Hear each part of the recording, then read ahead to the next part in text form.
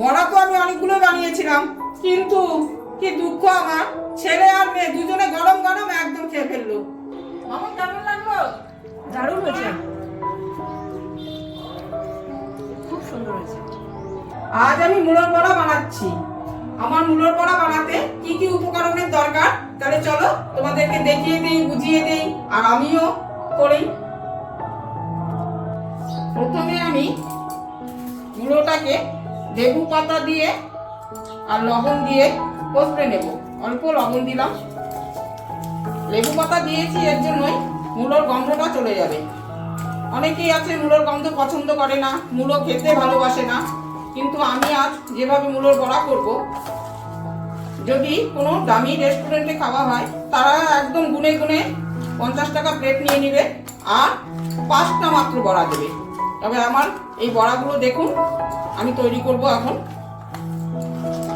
আমি মুলোটাকে ঝুরি ঝুরি করে কেটে নিয়েছিলাম অর্ধেক, আর ঘষে নিয়েছি অল্প, মিক্সড করে নিয়েছি। আমি লেবু পাতাগুলো ফেলে দিলাম। এখন আমি চিপড়ে চিপড়ে সাইডে রাখলাম। এই জলটা দেব না, কারণ জলটা দিলে গ্যাস হবে।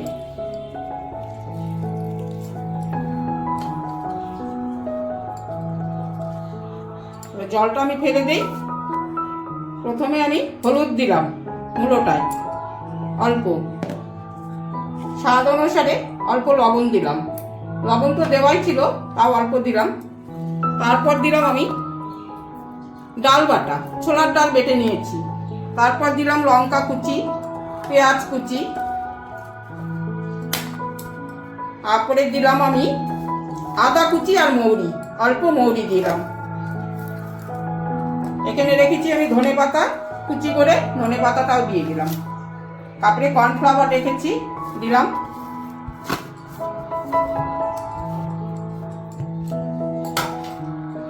এখন আমি এখানে চালের গুঁড়ো রেখেছি বাটিতে, আমার পরিমাণ মতোই আমি নেব, যতটা আমার দরকার হবে।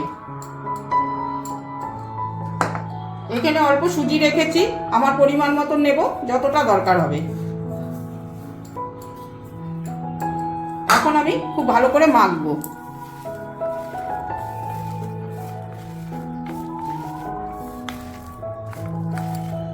সব কিছু একসাথে মেশাবো, তারপর আমি তৈরি করব তাকে বড়া। বন্ধুরা, বাইরে পেঁয়াজি কিনে খাবো কেন, বাড়িতেই কত সুন্দর সুন্দর করে পকোড়া করা যায়, তাই না? শুধু একটু কষ্ট হয় তৈরি করতে, কিন্তু তৈরি করে খেতে কিন্তু খুব ভালো লাগে। ঘরের জিনিস বলে কথা। আমার আরেকটু চালের গুঁড়ো লাগলো, আরেকটু সুজি লাগলো। সুজিটা এই কারণেই দিলাম, আর কর্নফ্লাওয়ারটা এই কারণেই দিলাম, একটু মুচমুচে হবে তার জন্য। মুচমুচে বড়া না হলে ভালো লাগে না খেতে। আমার সব কিছু দিয়ে মাখা হয়ে গেল মুলোটাকে। এখন আমি ওপর দিয়ে অল্প ডিম ফাটিয়ে রেখেছিলাম, সেটা দিয়ে দিলাম। ডিম দিলেও হবে, না দিলেও হবে, কিন্তু আমি একটু দিলাম, কারণ খুব স্বাদ করে বানাবো। প্রথম দিন বানিয়েছিলাম তো, ছেলেকে খাওয়ালাম, ছেলে তো বোঝেই নাই মুলোর বড়া। আর যখন বানাচ্ছি তখন বলে, ও তুমি মুলোর বড়া করছো, আমাকে মুলোর বড়া খাইয়ে খুব ভালো করেছো, খুব ভালো করেছো। আরে খাওয়া তো হয়ে গেল, তাই না? মুলোর বড়া। আমার ছেলে কোনো সবজি খায় না, কিন্তু আমি অনেক চালাকি করে অনেক সবজি খাইয়ে দিই, বোঝেই না। বন্ধুরা, আমার মাখা হয়ে গেল। এখন আমি বড়াটা শুরু করব। আমি গ্যাসটা ধরিয়ে দিলাম, কড়াইটাও বসিয়ে দিলাম, আর তেল দিয়ে দিয়েছি পরিমাণ মতো।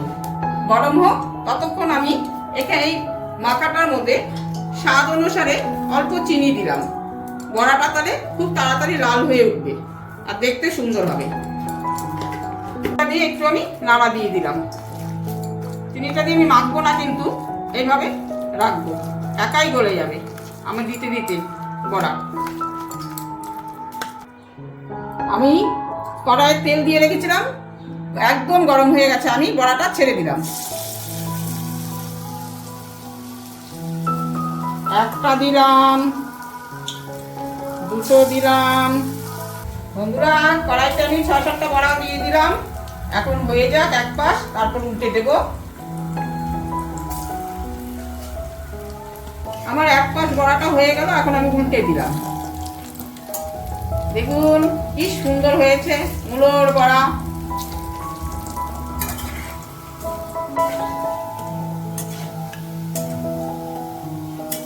দেখুন আমার বড়াগুলো কি সুন্দর লাল টসটসে হয়ে গেল, আর বড়াটাও আমার হয়ে গেল।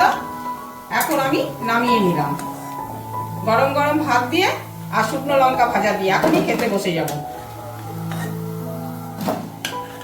বন্ধুরা, বড়া তো আমি অনেকগুলো বানিয়েছিলাম, কিন্তু কি দুঃখ আমার, ছেলে আর মেয়ে দুজনে গরম গরম একদম খেয়ে ফেললো।